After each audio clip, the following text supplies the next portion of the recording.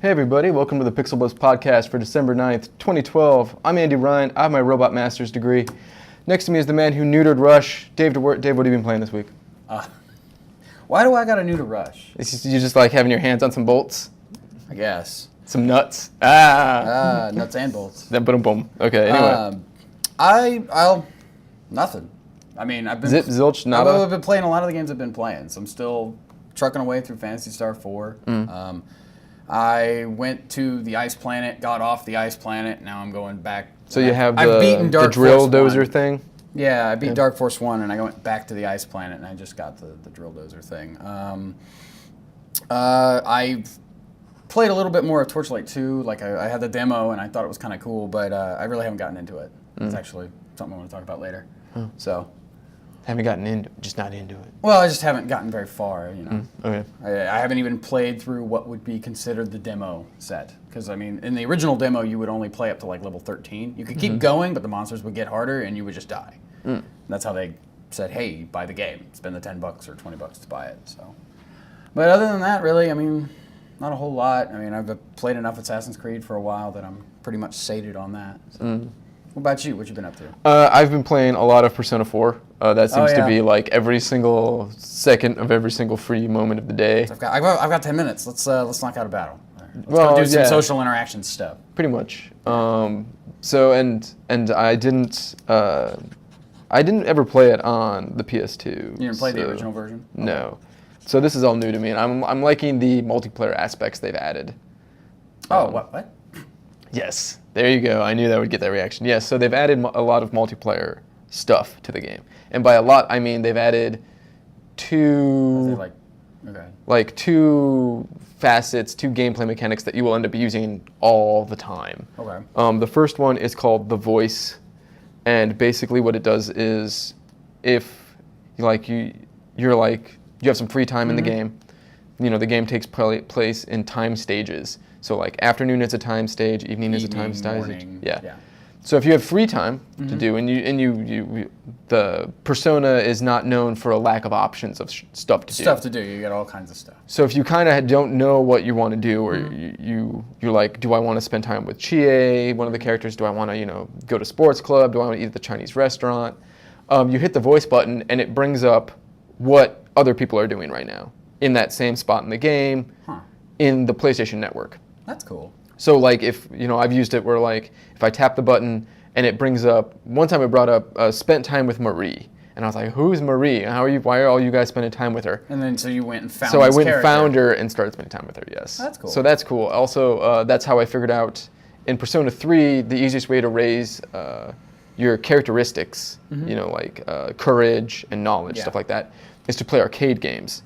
But there's not an arcade in Iniba, the world in Persona 4. P4. Yeah.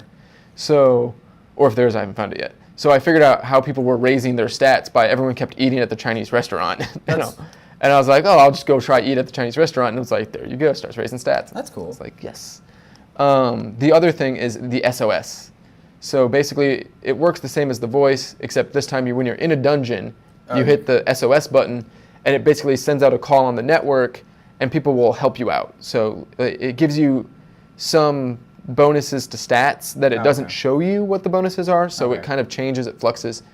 And based on how many people will reply to your SOS, it will heal your party and give them more magic points. So you call for help and it basically throws stuff at you to kind of make it easier. It's not a lot, so it doesn't break the game. It's not game breaking. Yeah, it doesn't break the game, but it is cool to like hit the button, and then as you're going through the dungeon, people like, I need some help over here, and you hit the send help. And now, does it actually hurt your game? So if you send help, do your stats go down? No, it doesn't. Okay. So it's a completely free thing that there's no way to troll somebody. It's pretty much like if I am at a Wi-Fi hotspot playing Persona 4, I will be tapping tap that button. Okay. So and it's cool. It's very cool how they've changed that and added multiplayer to a essentially single player game. Yeah, single player game. That's cool. So let's see what else I've been playing. I played a lot of Ratchet and Clank. Full Frontal Assault, the new game. Ratchet and Clank meets Dota in a dark alley, and has that a what lot that of all fun. is? Yes. So I thought it was like a full-on like proper platformer Ratchet and Clank game. it is a proper platforming Ratchet and Clank game with tower defense bolted onto it. And it's good. It's fun. It's, I mean, like, what's the story behind it? the story behind it is Captain Quark is now no longer the president of the Intergalactic Federation, and someone is seeking revenge against him. So they have taken out all of the space defense security stuff of this solar system, and you have to go planet to planet And rebuilding this stuff. okay, so you're rebuilding it as waves come in. And, Yes. okay. That's cool. And it's cool, it's fun, and it's $20, and I think that's the right price for It's it. a proper release as well as a downloadable title? Yes, and Okay. if you get the proper release, you get which is what I did. You get the crossplay. You get the crossplay, but the crossplay isn't available yet. The Vita So version. when it comes out, you'll have it? Yes. Okay. And it's the kind of game, I think, like the single player is super short. I think it's only like 5 maps, I want to say. I think I read. So a few hours, like 5-6 hours maybe? Yeah, I've only played, I played one map already, and the first time I played the map, it took me 40 minutes to beat it. So I mean, so figure like an hour each, give or take. yeah, and Maybe then a little bit more on the you're last gonna two. you're gonna want to go back and play these over and over Because again. you get, what, trophies, achievements? Yes. You get scored on how many And your towers you lost. yeah, and your rank goes higher for the multiplayer. That's So cool. I think multiplayer is where this thing's gonna have legs, if it legs. has any. People are going to be doing, speed runs to see how Yes. fast they can get And stuff done. it's still Ratchet and Clank, and the writing's still funny. And when I was in college, a new Ratchet and Clank game would come out, and I would drop That would everything. be, the thing you play for a weekend. So this is about as big as Ratchet and Clank Quest for Booty was, plus an added multiplayer component. That's cool. I mean, it sounds neat. The only Ratchet and Clank game I really played was the one they gave away for All for one. Well, Which no, I I still played haven't All for beaten. One. There was another one that I played a little bit of, but I can't remember what it was. The one they gave away. The one they gave away was All for One. No, I think I bought it cheap. Oh, It's the one before All for One. Oh, Crack in Time. That might have been it. Yeah, Where they're split up. It's Ratchet in some levels and Clank in other levels. I think so. Yeah. Yeah, I played a little bit of that. that's a It was Crack pretty in Time. good, and I played the All for One a little bit with the misses, and it's witty, but it's Gauntlet. Yeah. It's Gauntlet with Ratchet and Clank characters. A Crack in Time is probably the best Ratchet and Clank game. Okay. I've played them all, and that is still my favorite. Okay. Well, it's good to know. Even the one where it's just Clank and you're like a secret agent on the PSP. Yeah, I played that one. I didn't like it. Didn't like it? However, Ratchet and Clank Size Matters for the PSP is very good. Okay. Well, I still have my PSP, so I might pick up a few. I think of the early PS2 games, I think Going Commando is probably my favorite. Dreadlocked is definitely not my favorite. Not so much. I don't like Dreadlocked, but it was basically a multiplayer game. You play it Kind a of lot. like this. Yeah, kind of like this. Full Frontal Assault is basically a multiplayer game with a single player attached. Is there like a co-op mode where you can play 2 people on the same screen, or is it all multi? Yeah. Okay, that's cool. So That would be they've done kind a of lot, interesting. and I'm very interested to see if you can do the cross play with the Vita. Some guy like- playing the Vita, some guy playing on the TV. Yeah, which is I haven't done that. Well, I've set it up to do it with Street Fighter. PlayStation All Stars, Okay. but I did it and basically just like had one guy like hang out on the screen, and I was doing the other guy just You to were see how it just- played back and yeah. forth. That's cool. I mean, it sounds like it's a pretty interesting premise. You take a platformer and say, here. I mean, I've heard like, Here's a some lot of tower people say defense like, stuff. if you like Ratchet and Clank and you like Dungeon Defenders, this is right This up is your your alley. game. Okay. So Yeah, I like Dungeon Defenders, actually. It's an interesting little game. I haven't put a lot of hours into it, but that's mostly because my Steam save kept getting messed up because I'd play on my laptop, I'd play on my desktop, and then they wouldn't sync up properly.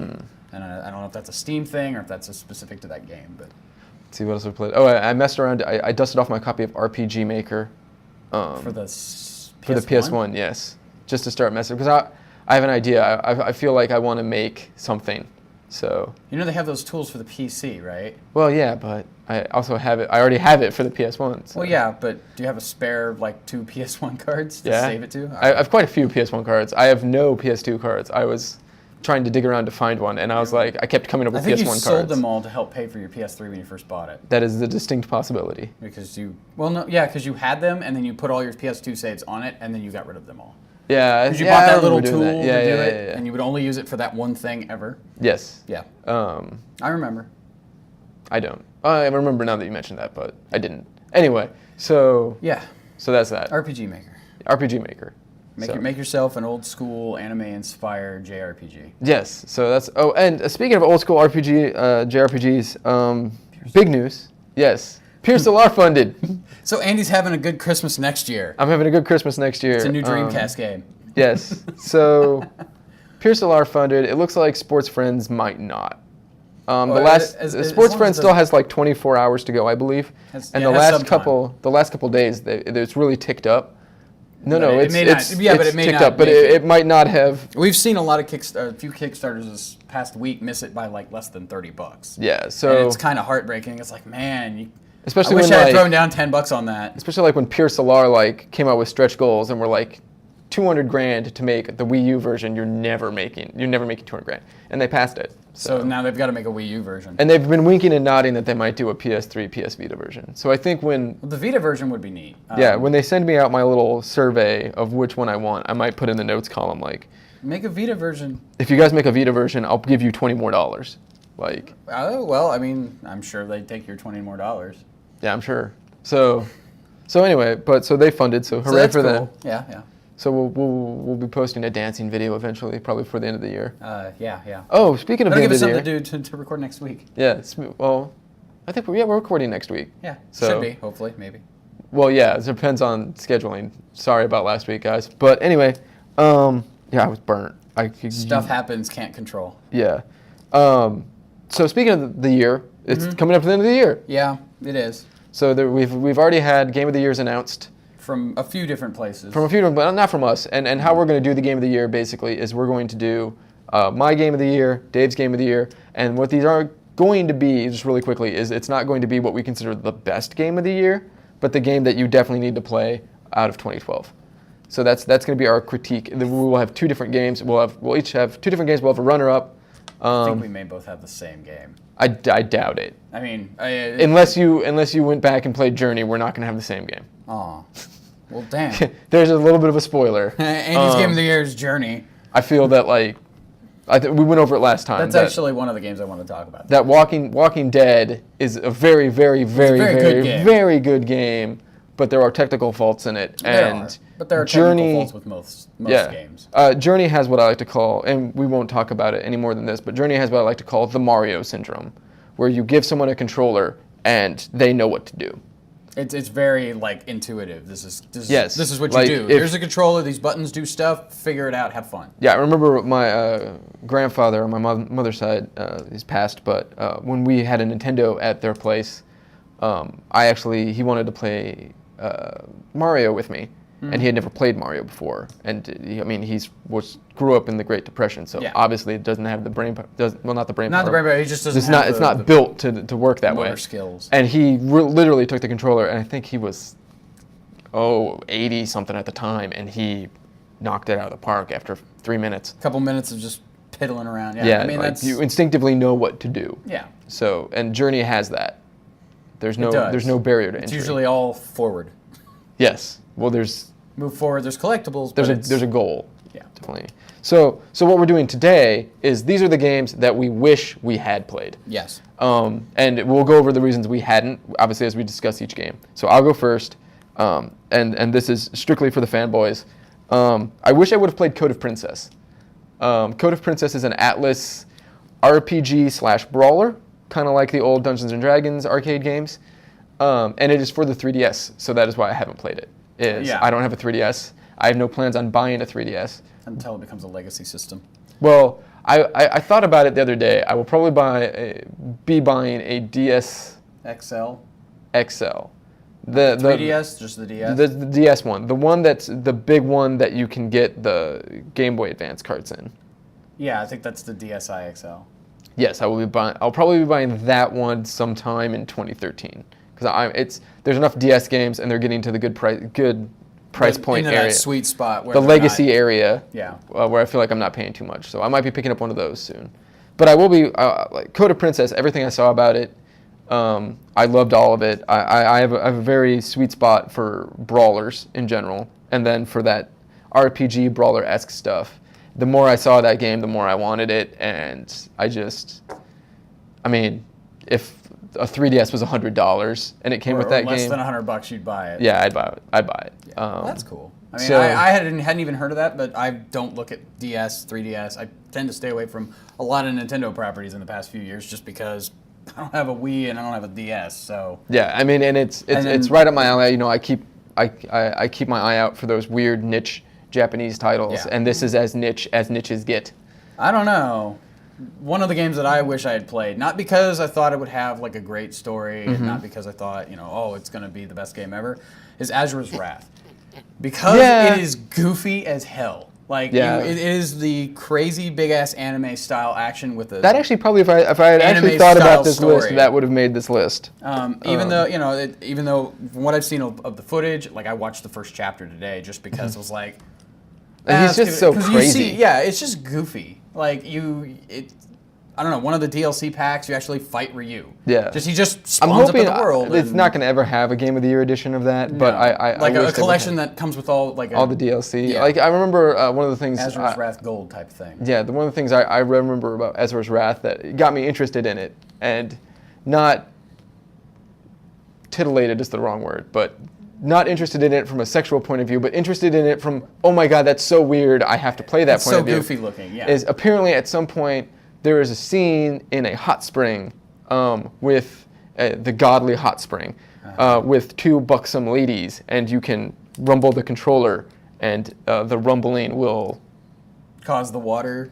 No, not the water. Just some buoyant items in the water to jiggle back and forth, and it's kind of always that's so weird in Japanese. I think I need to. Yeah, play that. and that's the thing about it was like I've heard so many stories about how one of the episodes you're fighting this boss guy and he stabs you with his sword and it goes all the way through the planet. Yes. Just because. Like one boss is as big as the moon. Yeah, I remember that. It sounds real goofy and fun, and I know it's short. Like I've heard it's under 10 hours for sure. And all the events, a lot of the events are like quick timey, but they work and it looks fantastic. I'm not a QuickTime hater. I don't hate the QuickTime events. I think like in God of War they have if they're a done, reason for being there, if and they're if they're done right, there makes well, sense. if they're done right, they work wonderfully. Yeah, but then there are also times they're like you just copped out. Like it's like okay, well, yeah. If it's press X not to die, you should not do that. That should not be what you're doing. But like, it seems like it'd remember- be a really good game, and I think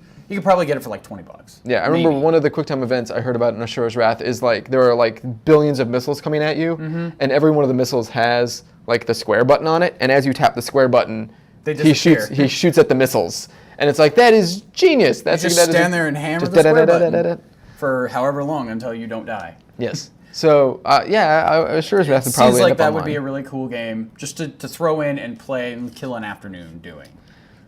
So I'm also sad that I didn't get to play Spec Ops: The Line.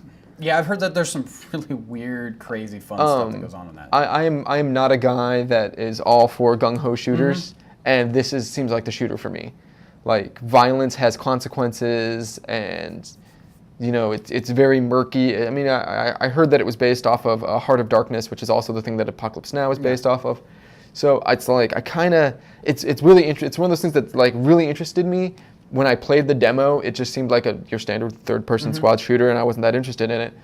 But the story seems to be the thing that like That's what really draws pulling you in and for. keeps Yeah. you wanting to play that game. Yeah, I want to come back to that. So that's one of those ones that like next year when I see it for $20 or $15, I'll be like snag. Apparently, it's very violent, very gory. Well, I know people that have played it that have been like, I cannot play another Call of Duty again. That game, Spec Ops: The Line, totally shattered my perception of video game arcadey violence. it's a good thing that I don't play Call of Duty games. Well, I don't either. Yeah. But I mean, I do because I feel like you have to. Hey. That's kind of like the person that's like, I don't go see Transformers because it's just a big blockbuster Hollywood movie. Well, if you don't, then you don't have. I just don't see the need to play those games because I don't like the first-person army shooters. Well, yeah, but And that's why I go from the basis of it's kind of like not listening to the pop song every summer. Like this past summer, if you didn't hear, I don't listen to pop music really. but it was everywhere. It was in every mall. Oh, Call Me Maybe. Yeah. Yeah, there we go. See, you don't listen to pop songs, you know that pop I've song. heard like frames of that or sections of that song because of hey, I'm spamming through the it's in everywhere, and that's the thing. Like it becomes part of our cultural parlance. What do you remember about 2012? Call me maybe. Yeah, you need to know about it because you need to talk about it. It's that there's an episode of The Simpsons where Bart goes through the last day of summer and tries to do everything. Yeah. And he sees one of the Men in Black movies, and they say something, and he goes, "Oh, that's why everyone's saying that." I get it. That's the joke. That's why I play Call of Duty. I feel like I have to, or else I'm not going to be up on everything. I got you. So yours. Second game. I already talked about how I just picked this game up, and I really wish I had picked it up when it came out. Torchlight 2. Why? Because I freaking love action RPGs. The loot hunt and all of that is just, it's something about it. And maybe that's why I played, WoW for so long, and that's why I played the crap out of Diablo 3 this year. But just playing the little bits of Torchlight 2 I've played was like less than an hour, so I really haven't played it. I've just kind of done the demo stuff. It already shows me that it's going to be a better game than Diablo 3. Not because, Diablo 3 is a bad game and all that. I like Diablo 3. My wife will play Diablo 3 with me, so I'm going to keep playing that. But the systems that are in place in Torchlight 2 seem, I don't know, more in-depth. Like, because you remember in Diablo 2 you could set your stats as you leveled up, right? Yes. Yeah, you can't do that in 3. Set the Wayback Machine. Yeah, the Wayback Machine back to 2004 or whatever it was when that game came out. Oh, it was 2000. I was still in high school. Yeah, it was 2000, 2001. We were still in high school. But, you could set your stats, and, you could only have 2 abilities equipped at any time, which kind of sucked. So Torchlight 2 is a better sequel to Diablo 2 than Diablo 3 is, in my mind. And, it's a deeper character customization experience, you can make your character look as close to however you want as you can. Yeah. It seems like that's the game I should have bought. Instead of getting Diablo 3, I should have waited for Torchlight 2. And it just, I don't know. I don't know what it is about Torchlight 2. I just love it. Oh. So far. See, it's weird that you mentioned you love the loot, the RPG loot aspect. Because I was just thinking this past week in Persona, they open up a new dungeon and they give you like a month to play that dungeon, to get to the bottom of that dungeon and rescue whoever's in that dungeon. A month in game time or a month in real time? A month in game time. Okay. And I always end up, the first day it's open, I end up going through the entire dungeon just to get it over with. Because that is, like, I figured out, like, not necessarily, I enjoy the grind. Yeah. Because there's something about grinding out a level that is rudimentally, like, that math is fun. But I don't like that being the only part of the game. And Persona 4 has shown me that, like, the grind and the dungeoning is fun. Like, I like grinding. I like fusing personas, the kind of Pokemon aspect of Persona. That's as close as I could think to. Yeah, it makes sense. It's like that's the only analogy that I think fits. If you haven't played any of the Shin Megami Tensei. Gotcha. Anyway, I like that part of it, but the actual going through the dungeon and like, oh my god, I gotta slog through this level again and stuff like that. Like, that is not my favorite part of RPGs. My favorite part of RPGs are character interaction and story. And I think a lot of people our age view RPGs like that, whereas younger generations will not. Because now you can get character, like think about Ratchet and Clank, there's a character dynamic, there's a story there. That in a game that is essentially the 3D analogy to Mega Man. Mega Man never had any story, never had... Well, the only story was Dr. Wily has... Story. Yeah. I mean, character development. Yeah, there's no, you don't see Mega Man grow his character. You just play through, he gets more weapons. Like, compare BioShock to Doom. Like, yeah. So, like, our generation, like, if we wanted that story, character aspect, we had to go to RPGs. Which, this is a good segue into my last game. I was going to mention Max Payne 3. I really want to play Max Payne 3. Yeah. I think it looks cool and awesome, but we're running out of time. So I'm going to my fourth game, which is Persona 4 Arena. I hadn't played, we talked about it, I hadn't played Persona 4. P4 Arena. When P4 Arena came out, I was like, that looks really cool because I like... You like P3. I like P3. I like Persona. I like fighting games. But I don't necessarily like the Guilty Gear style of fighting games, which is what that is. Yeah. And I hadn't played Persona 4 yet, so I was like, I'll just pass on that. Now that I'm playing through Persona 4, I'm more than halfway through the year, I'm getting to know these characters. I'm going to like these characters. I'm a huge Rosette fan. Yeah. So, yeah, like... I don't know who Rosette is. If you played that game, they're like, oh my god, like, Rosette, like... Yeah. So now I want to go and buy P4 Arena. Arena because like if there's characters from 3 in it, and I really like 3. There's characters 4 in it. I really love 4. I think I like 4 more than I like 3, but I haven't finished 4 yet. Yeah. So You'll find out once you get done with it. Bad stuff could happen still. Anyway, so I want to go play Persona 4 Arena, even though I like fighting games. I'm a very big Street Fighter fan, Street Fighter is not like Guilty Gear, which is what P4 is like. So I want to go out on a limb there and try that. I liked Guilty Gear. It was a nice change from the Street Fighters and the Mortal Kombats, but it's different. It's a lot more. It's a lot different than what you're used to as and far as fighting games. According to everyone I've talked to, they have said like the fighting game aspect of P4 Arena is like the smallest part of the game. Like they're like this is the sequel to Persona 4, and they have just sawed out the RPG dungeon crawler element and put in a fighting game. Like, okay. So I was like, they're like, if you want to sit and read text about Chie and Yukiko for like a week, like this is your game. So if I see that for less than $40, I will definitely purchase that. Well, that sounds good. So what's your last game? Well, you were talking about Journey, and that's on this list, but I think I would rather play Sound Shapes. Yeah, I know you have it on your Vita. Do you want to play it right now? I will check it out eventually. It's just, but the Dead Mouse levels in Sound Shapes are some of my favorite. Yeah, I love that's the Dead one of the Mouse reasons. levels. It's like I like the back levels are really good, while but I'm doing other stuff. As a level, they're not that great. The songs are good, but yeah, I think the Dead Mouse levels are both good as game and good as music. So well, yeah, because his is kind of. The music that Dead Mouse makes is kind of built like that. He starts with one type of thing and then he works his way. But into the next set. the first album in the main game, the first album, which is like I want to say Rolling Hills or something, and then the third album, which is like this crazy like 1970s sci-fi rock album look to it. Those are my favorite songs. But the gameplay in Dead Mouse is more dead on. Yeah, and that's one of the things. It's like I kind of like platformers, and sometimes platformers have collectibles that you just skip because it's like I don't want us to do that. But then and like in this, you've got all those little I don't know what they are that you bump into the little notes. I guess they're notes. Yeah, they're little blip notes. Yeah. So as you get those, it fills out the song, and that seems really interesting because it's not only you're playing the level, you're building a song with the level, and it just seems like a really interesting idea, and I wish I had bought it earlier. I wish I'd bought it when it was on discount for the PSN, because at some point it was this year. Yes, it was.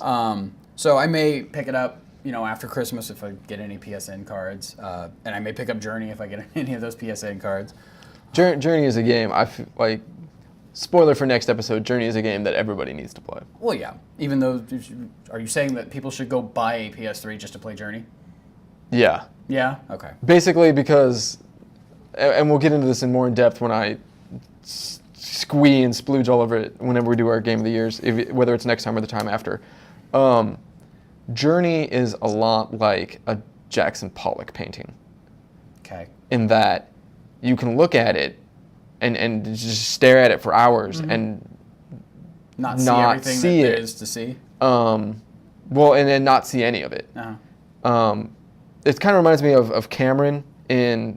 Ferris Bueller's Day Off, staring at that Dadaism. I think it's Dadaism. The painting that's just pinpoints. Yeah. And as he gets closer and closer into it, Journey's that as game. The more you look at it, the more you get pulled into it, and then by the end of it, it has changed you on an emotional level that games don't often. Yeah. And I played like 20, 25 minutes of it at your place, and it was I liked, the aesthetic was neat, and there was a real like, holy crap, there's these things flying around in the air and I have no way of killing them, so you just have to keep running and you're like fear for your life type of emotions going on. Journey is a good analogy for Journey. Journey. Well, don't stop believing. Anyway, a good analogy for Journey is the actual leap that Journey makes. And leap, I mean the actual gameplay function of hitting I think it's the X button. You go. And what? No, go ahead. Yeah, the actual hitting the X button and your dude actually going and then falling back down. And that arc. And Journey itself is a good analogy. That is probably the best analogy for it, is that you're constantly reaching that jumping leap. You're constantly reaching for the end, for what is at the end, what is at the mountain, and falling down, and that rhythm continually. Like I showed you the one part where early in the game where you're skating on the sand, and the sunset is setting, and as gameplay, you don't have to do much. You have to steer him. Steer a little bit, maybe, yeah. But you don't have to. You can actually just let him go, and you won't get any of the bonus stuff, but he'll just you can just take that in. You just watch. And then you get to the end of that sliding skiing part, and you hit a cliff, and then you fall, and you fall into darkness. And it's that kind of rise and then fall, and then rise and then fall. And then the end of that game changes it so much, and the end of that game is what makes it so important. Yeah. And I think as we near Game of the Year here, I'm going to get up on my pedestal in our last couple minutes.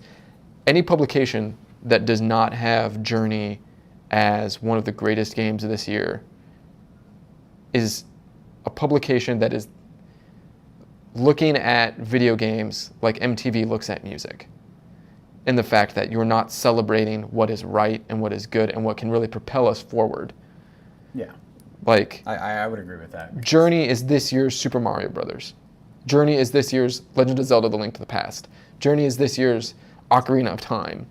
Like it's like the game that's going to be amazing as you keep coming back to it.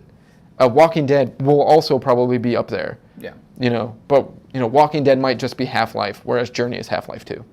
So Journey would be the argument for a game as art? Oh yeah, anyone who says games aren't art. My favorite quote is always, Steven Spielberg said, games will be art when you cry when you get to level 7. And I always felt like that's a pretty good thing, when it's that emotionally impactful. We've talked before about when I finished Journey, I had tears streaming down my face and did not realize it just because it's, that engaging. That engaging, that like, I remember seeing Return of the King with people that walked out of the theaters just bawling. And it's just like, when it touches you at that emotional level, this is something that should be celebrated in an art form. Yes. So, and kudos to the company that made it. The prior games, Flower touched me on an emotional level, and it was surprisingly heartfelt and meaningful. It was Flow also, right? Yeah, Flow was before Flower. Yeah. Flow was one of the first games I got on my PlayStation. And that was a weird game. Yeah, Flow was cool. Flow didn't have this. It wasn't an emotional thing. It was just kind of a cool little. Flower had like a small bit of the heart, and then Journey is the heart. Journey is like one of my art teachers said, like, a good piece of art, you can feel the painter or the composer or the sculptor. You can feel them talking to you through that. And I've never met Genova Chen. I've never met anyone at that game company. But I feel like Journey, they spoke to me, and they spoke to something of my experience. So I'll be dropping $15 on that soon. Yes, and the argument that it's $15 and it's only going to take me 3 hours is the dumbest argument I've ever heard. That's like saying, oh yeah, this Scorsese movie is $20 and it'll be done in 2 hours, so I'm not going to buy it. Like, well, it's genius. So. Yeah, and you can play it as many times as you want, and you can go through and get all the collectibles and whatnot. Yeah. So. I have actually yet to play it a second time. And really? Because after I finished it the first time, I was like, I'm going to let that sit, I'm going to think about it, and then I'm going to come back to it at the end of the year. Come back to it later. So sometime in the next couple of weeks, I'm going to play Journey again. I feel that a lot. I feel like lately the only game that came out in that kind of early year period that got celebrated at the end of the year was Mass Effect 2. Not this year, but yes. Well, no, but like in prior years. Yeah. So like Heavy Rain came out in that weird early year, and everyone had forgotten about it by the time the end of the Game of the Years rolled around. And then when you start talking to people about it, they're like, oh yeah, Heavy Rain was really good. Yeah, I had to look up a list of games that came out between January 1 and will be out before the end of this year. And I was like, I didn't realize this came out this year, this came out this year, this came out here. Like I totally forgot about it. And that's the one thing, like, I feel like at the end of this year, where the Game of the Years are breaking down, and you're probably going to see a lot of Walking Dead, and you're probably going to see a lot of Journey. And I feel like if you don't, I feel like the people that are discounting Journey are the people that have forgotten that it's come out, or that experience of playing Journey has dulled in the intervine months. Interim months. There we go. That's the word I was looking for. So anyway, yes. So in the near future, we'll be doing our Game of the Years, and I think you know what mine is. I think you know what Dave's are, and we're just basically going to be talking to you about why these games are so awesome, why you need to play them, and why in 2015 or 2020 or 2030, these games will still be great.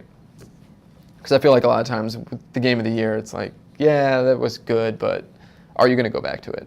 Yeah, well, definitely, probably not The Walking Dead. Well, It's pretty harsh on its own, unless you just want to see how all the different scenes play out. well, I mean, but like, you think about it, like, you and I have both beat Super Mario Brothers, right? The original, yes. Yes, clearly. Yeah. And yeah, we still play it. Yeah, well, occasionally. It's a fun little distraction. Yeah, because its gaminess Yes, is good. It is. And like Final Fantasy 3/6. We've both Phantasy Star 4. Yeah, we've both beaten it, but the thing that makes played it back in the day that we've played again. Yeah, you've played it again. So I mean, this year I've played all 3 Uncharted games. I mean, they're good. Plus Golden Abyss. Well, yeah, it came out this year. Yeah, so like I went back and after I got done playing Golden Abyss after I first got it, I was like, I love these games. I want to go back. I'm gonna go play them all again. And I played them all again. And Drake's Deception is still genius, and Among Thieves is still probably the greatest game that has been released this generation. Game. Yeah. Is it more like a movie with a bunch of QuickTime events? Or? No. I mean, like in terms of the game of this generation, I think singular game of this generation. It will still probably be. We think back to the 16-bit era, and you think of like Super Mario World and Final Fantasy 3 and Sonic the Hedgehog. I think when you think back on the HD era, you're gonna go like Gears of War, Uncharted. Yeah.